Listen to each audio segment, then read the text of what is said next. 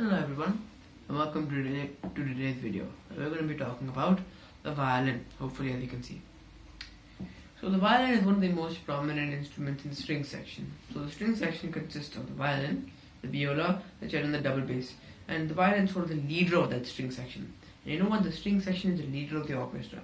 So you can see where I'm going with this. The violin is an extremely prominent instrument for both a quartet, which is just a string section, and the entire symphony orchestra and the context of the orchestra as well. It is a leader in many senses. It plays in the soprano register. That means the higher parts are often given to the violin, and the lower parts are given to the cello and double bass and viola, whatever. And it's, as I said, one of the most famous instruments, even if you don't take it in context of the orchestra, where it's the most numerous instrument. You find the most number of instruments are the instrument with the greatest numbers is the violin. The most important is, in terms of what the composer gives the melody, is also the violin, but we'll be getting into that later. But it's also one of the most famous instruments because it's one of the oldest Western instruments, and it's often cited by many to be one of the most widely distributed instruments. So it's extremely prominent, important, interesting, and as I said, historical instrument I've got here. But before we get into its role in the orchestra and the quartet and what its tone quality is and all of that stuff, let's talk a little bit about structure. So what makes a violin? Let's first take a look at its overall structure. So it looks kind of like a human body, So you've got the head going over here, then you have a fairly long neck, then you come down to maybe the shoulders, then you come down maybe to the belly, and the bottom, who knows. And so it looks kind of like an upper body. So now let's go systematically and break down each part of the violin one by one. So as you can see up here, this thing right here, this is called the scroll, this wooden piece right here. It's varnished, and it is called the scroll because it looks kind of like a rolled up piece of paper. See? From the side view, it looks kind of like a rolled up piece of paper. So it's called the scroll. And its purpose is to house both the strings, where the strings are wound, and the tuning pegs. So it holds the tuning pegs and strings and then leads into the fingerboard and the rest of the violin. So that's the scroll, that's its purpose. Then that perfectly brings me to the tuning pegs. Now a lot of what I'm talking about here is going to be applicable to all string instruments. So the other videos are going to be pretty short, so you should better pay attention to this one because here's where I'm going really in depth to the structure of string instruments in general. So here are the tuning pegs, and as you might imagine, they are for the purpose of tuning. So they're wooden sticks which you insert across the holes, and the strings are wound on them, and by turning them to and fro you can change the pitch of each string, make it higher or lower. An interesting fact about the tuning pegs: these are not fancy, and what I mean by that is guitar tuning pegs and bass guitar tuning pegs and most modern string instruments tuning pegs, they have gears and it's basically easy to turn and everything, and it works. These I thought these would be the same. These are notoriously hard to turn. You'll find that it's extremely hard to turn these, and they only turn on like clicks, because it is literally just a wooden stick which is inserted into two very short holes. So when I didn't play the violin myself for a bit, I thought these would be just like a guitar tuner, you'd be able to tune it easily. Not the case. These are quite hard to tune, and most violin students can't tune it by themselves. That's a major problem. Anyhow, enough about the tuning pegs, and now we move on to this area right here. That's called the fingerboard because it's where you place your fingers while playing the violin. It's usually made from a dark wood, in this case it's ebony, and it goes from about here till about maybe 4 centimeters away from the bridge and the arches of the F holes. So it's about this long, as I said, made from dark wood. It stretches beyond the neck, and it's where you place your fingers. There's not that much more to it. And you come down, let's look at the back of the violin momentarily, and you notice this part right here. That's called the neck of the violin, and you notice it's shaved. So over here it's all varnished and dark wood, and over here it's all varnished and beautiful and shiny. Here it's shaved, it's just the wood. And the reason for that is when you're playing the violin and you're playing it regularly like this, you can only access this much with your fingers. Like you can't go much higher than this, right? So when you want to play higher, right, which the violin has the capability of doing, that's why your fingerboard is so long, right? You can shift, you can move your hand like this, and now you can play up here. And I can play up here, and you find violinists shifting the hand a lot. And if this was varnished and like the rest of the violin, it would be extremely problematic while shifting your hand. So this is shaved down to make it easier to shift your hand up and about. Okay, so that's the fingerboard, that's the neck. Let's move on. Then we come to the violin's body. which the body of the violin, or you want to, that's what I call it, you can call it what you want. And it's got quite a distinctive shape, as you can see. And it's kind of like a wood sandwich, as you can see. You've got a top plate, you've got a bottom plate, and you've got this width in between them. It looks kind of like a sandwich of wood. And that's the body. And this is where the sound resonates and exits. That's how you get a very powerful sound of the violin. But we'll get to that in just a moment. Now let's move down. We come to the strings themselves. So the violin has 4 strings. They're usually made from steel, and they are tuned G, D, A, E. So G, D, A, E. Good day, if you prefer. But yeah, oh, it sounds like good day, good day. Interesting, did not know that before. Okay, anyways, 4 strings, right? And that leads us perfectly into these. So these holes right here are called the F holes, because if you look very closely at the tiny arches that are present on both, they look quite a bit like lowercase f's. So they're called F holes due to that. And these are very important for releasing the sound from the violin. So violin sound travels down the bridge into the sound post, resonates here, and exits through the F holes. But we'll get into that process later. Then we come down to the bridge. This is extremely important. I can overstate how important the bridge is. Number one, it lies between the arches of the F holes, and its purpose is for, number one, adding curvature to the strings. That means when I inevitably play with a bow, right? So that when I play with a bow, if this was just flat, right, I would not be able to play each string at one time. I just end up playing 2 together. But because it's nice and curved, I can play each one individually. So as you can see, that curvature is an extremely important aspect of the bridge. In addition to that, it keeps the tension of the strings, right? It keeps them tense. This is where they are, and it also plays a very important role in the sound distribution of the violin. But that's the next part of the video. Then from the bridge we move down, and we have the holster here, which holds this thing right here, which holds the strings. The other end of the strings are held here. And now you might notice these things here. Now it depends on which violin you have and if you're a professional or not, but you'll often find these small sort of circles sticking out of the violin, and these are called fine tuners. So as I mentioned, the tuning pegs up here are very can't find the right word for it. They're not very precise. They're very basic. You could think of it as that. The very specific word I was looking for. But yeah, these tuning pegs aren't very precise. They aren't very fancy or anything. They're quite basic.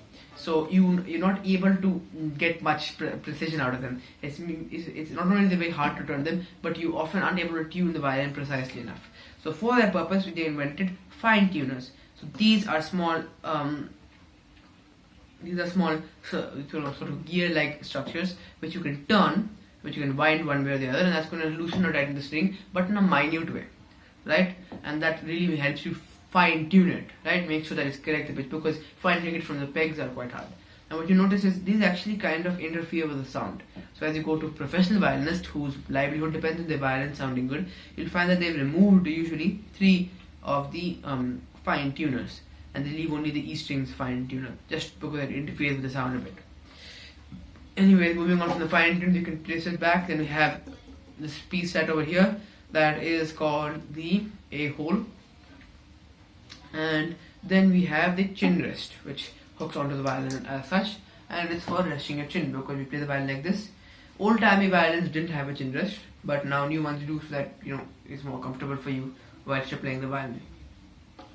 Okay, so that was the basic structure of the violin. Now let's come into how does the violin make sound. Now this is when I'm going to bring in the bow. So violin is a bowed string instrument primarily, like most string instruments that we have in the string section. And when I play the violin, I am playing it like this.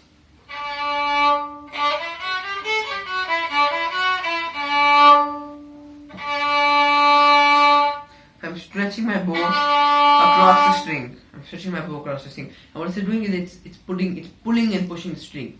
And when it pulls the string, it creates a vibration. The string vibrates, nota, and like most string instruments, and it produces a sound due to that vibration. So as I was saying, the sound is created by, when you have the bow, by getting the tension and making the string vibrate.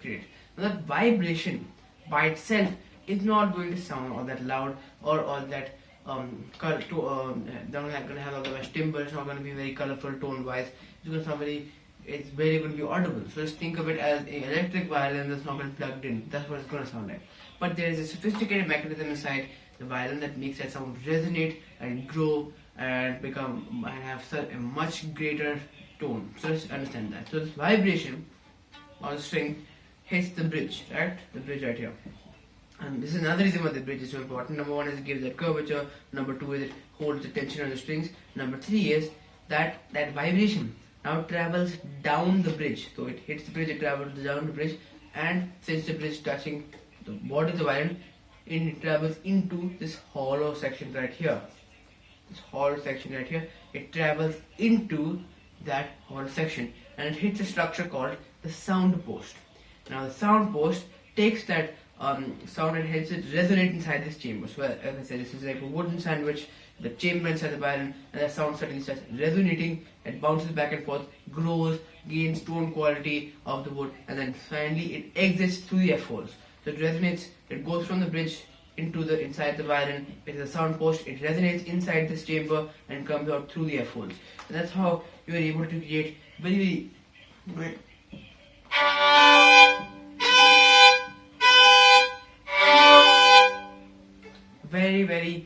grand sounds. I mean, this is terribly. It's probably going to microphone's probably going to pick it up terribly. But you're able to create such loud, such powerful, and such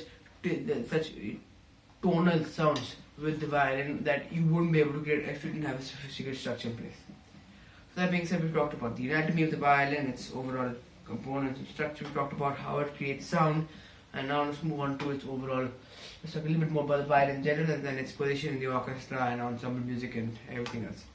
So, the violin, as I said, is part of the string section and it's a soprano, and that means that it plays in the high register, and that's quite self-explanatory. The violin can play a bit of alto, but it's mainly meant to play the higher parts in a piece of music. Now, the violin, which you have to understand, is a very prominent instrument. Let's first take the orchestra. It's an extremely important instrument in the orchestra. Why?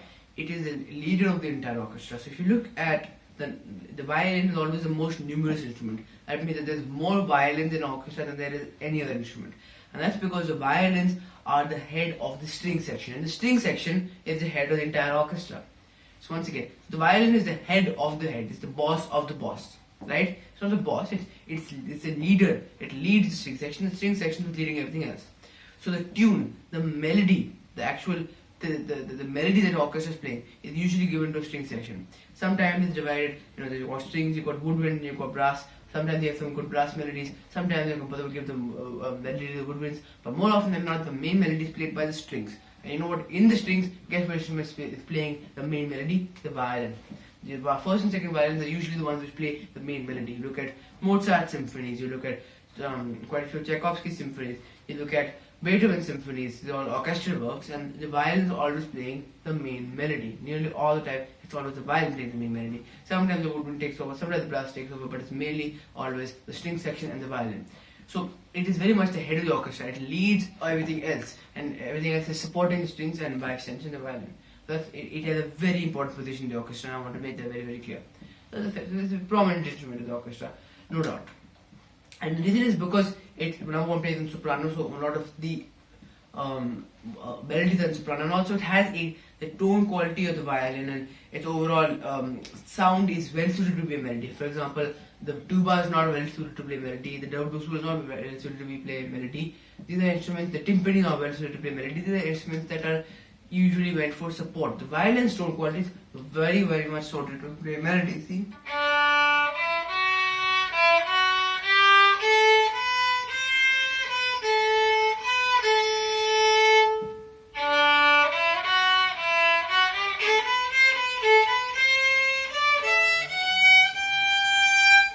Of course, the microphone probably picks that up very badly, but my point is that the tone quality of the violin is very suited to being a melody, and the tone quality of the violin is quite thin, depending on actually if you play on the G string, like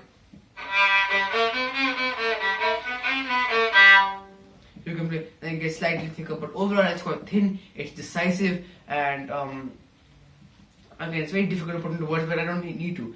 You can see, you can hear exactly how it sounds. So yeah, that's why the violin, and once again, that's why it's so well suited. The string section in general is so well suited to play the melody. That's why it often gets the melody. So it's extremely prominent in the orchestra. Okay, let's move on. In the ensemble music, we have chamber music in the form of quartet. Now, quartet is chamber music. It means it's 4 or 5 instruments and it consists of 2 violins, a viola, and a cello. Classically, it consists of 2 violins, a viola, and a cello. And in a quartet, guess who's the leader? It's the first violin. It's the violin again. Guess who gets the melody? It's also the violin. Why? Because it's a soprano. Of course, sometimes the viola, very rarely the viola will get the melody. Sometimes the cello will get the main melody, but it's more often than not the violins who get the melody. It's more often than not the violins who get the melody in a quartet. So even in the ensemble music, so we go from orchestra to chamber, right? Go to orchestra to chamber. Even then, the violin is still the leader. When we go to solo instrument, we go to solo repertoire. Violins have so much solo repertoire. You look at violin sonatas, nearly every composer wrote violin sonatas. Bach wrote violin sonatas. Beethoven wrote violin sonatas. Liszt wrote violin sonatas. I'm not 100% sure about this, but I'm 90% sure that Mozart wrote violin sonatas as well. So violin sonatas are very all the place, and they're very numerous as well. Then you look at violin concertos, less frequent, less numerous, but much more prominent. So you have Tchaikovsky violin concerto, Beethoven violin concerto, Mendelssohn violin concerto, Brahms violin concerto. These are all solo works for violin, sometimes solo violin in orchestra, or just sometimes solo violin. Then you have Bach's partitas, Bach's fugues, Bach's preludes, and so many other forms just for violin. So violin has tons of repertoire, solo repertoire, ensemble repertoire, and orchestral repertoire. So a lot of repertoire for violin, and what you realize is that it's probably one of the instruments that has some of the most repertoire. The piano, with probably a notable exception, piano has much more repertoire than violin, but violin is a close second. It has lots of repertoire, meaning music written for it. There's lots of music written for the violin in an orchestral context, in a chamber context, and in a solo context. That being said, from my side, I hope you enjoyed this lesson. I hope you learned something valuable. I hope you walk away learning something you didn't know before. And so it's a brief overview of the violin in general. Thank you so much for listening in, and this is me wishing you a wonderful rest of the day.